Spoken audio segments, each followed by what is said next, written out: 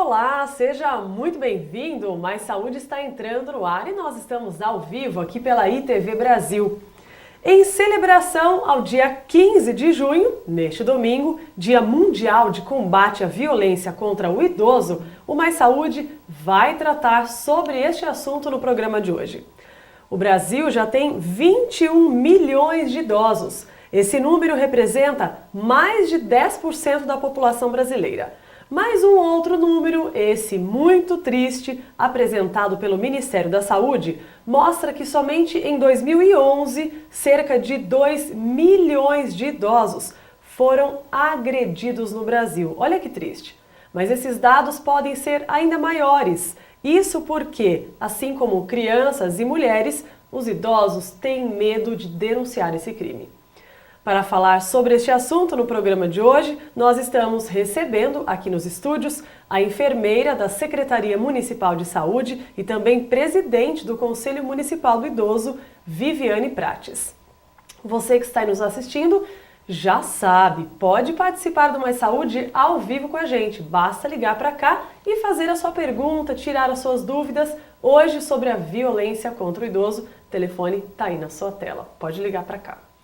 Olá, Viviane, muito obrigada de ter aceitado o nosso convite. Eu que agradeço o convite. Primeira vez aqui no estúdio, seja muito bem-vinda. Uma felicidade enorme recebê-la aqui. Obrigada, Márcia. Obrigada pelo convite. Viviane, para começar o programa, eu falei no início aqui que 21 milhões de idosos hoje no Brasil. Mas esse número, é claro, tende a aumentar cada vez mais. Tem um outro número aqui, que é da Organização Mundial de Saúde, que em 2025, daqui uns dias, 2025, esse número vai para 32 milhões de pessoas com 60 anos ou mais. E quando a gente fala sobre a violência contra o idoso, isso não é um fato recente. Desde que o mundo é mundo, a violência existe? Existe sim, Márcia. O Brasil ele vem, ao longo dos anos, arrastando essa cultura de que o idoso ele é um peso na vida das pessoas e no ambiente da família, né? Então, isso gera violência, porque a violência não é só física, né? Quando a gente fala em violência, a gente pensa em tapa, a gente pensa em chute, em empurrão, e não é só isso, né? A violência física, ela existe sim, né? Mas a grande maioria é a violência que não deixa marcas, na verdade. Sim, né? É aquela violência que a gente fala que fere a alma mesmo. Exatamente. Queria que você desse alguns exemplos pra gente. Que tipo de violência então, existe? Existe assim, a maioria dos casos que a gente tem conhecimento é de maus tratos e de negligência, né? Então, quando você deixa de dar para o idoso aquilo que ele precisa, que não é nem só de necessidades básicas. Isso também, às vezes, acaba faltando, né? Então, não dá um alimento correto na hora certa, o remédio na hora correta, né? E também falta a parte emocional, né? Essas pessoas acabam se isolando, né? E não tem o amparo emocional que elas precisam nesse momento da vida delas. Sim. Né? Hoje em dia é muito falado também sobre a violência financeira. Gostaria que você explicasse isso para quem está nos assistindo. Então, a violência financeira está sendo muito comentada, né, de uns tempos para cá, né? Esse idoso, muitas vezes, ele perde a autonomia de estar se locomovendo sozinho, de fazendo as tarefas corriqueiras da rotina dele, né, do dia a dia, sozinho, e acaba dependendo de algum familiar ou de um cuidador que não seja da família, né? E o que acontece? Muitas vezes esse idoso tem um benefício, né? No caso das mulheres, tem o benefício muitas vezes do marido, né? Elas ficam viúvas, tem o benefício do marido, ou no caso do homem tem a aposentadoria, né? E o que acontece?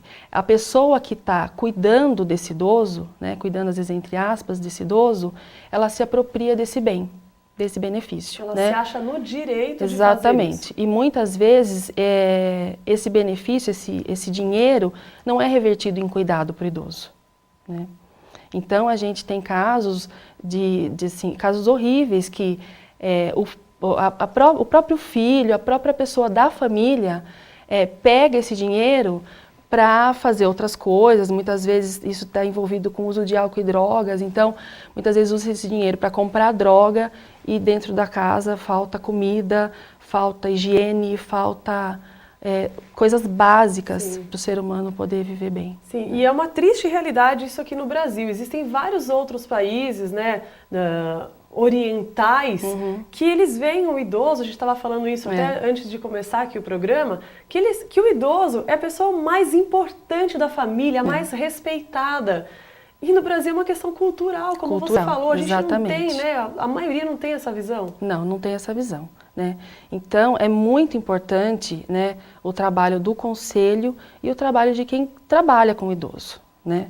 De ter esse olhar crítico, né, na hora do atendimento, né, e orientar muito o idoso, né, a gente conversa muito, a gente, né, através da Secretaria da Saúde, da Ação Social e mesmo do Conselho do Idoso, a gente conversa bastante com eles, né, para que eles se reconheçam numa situação de violência, né.